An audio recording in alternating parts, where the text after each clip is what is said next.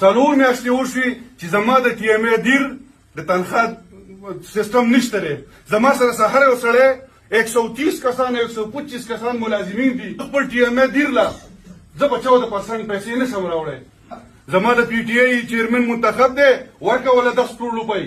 په واړی کې زما د چیرمن دی ورکوله 10 کروڑ روپۍ. نو زه تا نه تپوس کوم، زه د صوبایي حکومت نه تپوس کوم چې دا آیا دا پیسې ستا د څه د نیکه پیسې دي؟ ستا د کور نه راغلي دي؟ د مقامي ممبرانو حق دی چې دا تپوس ترې وکړی شي. دا یو ایوان دی، دا یو اسمبلي ده زمونږ، او مونږ دا توقع ساتو چې دې اسمبلۍ دا زمونږ نرسري ده، دا زمونږ لپاره نرسري ده، بیسک نرسري ده زمونږ لپاره.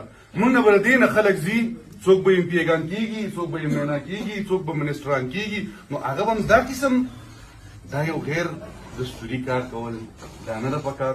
زما ټولو ته دواړو ته دا درخواست دی چې یاره کم از کم د یو بل د اورېدو حوصله ځان کې پیدا کوي. او څو پورې چې د صوبایي حکومت خبره ده انتهایي ظلم کوي.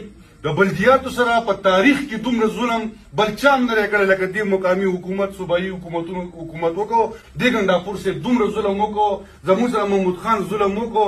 موږ ته د اوسه پورې یو روپۍ فنډ رانه کړو. زما نه زما اختیار واغېستو، زما نه زما د اوسه پورې رول آف بزنس یې زه به دا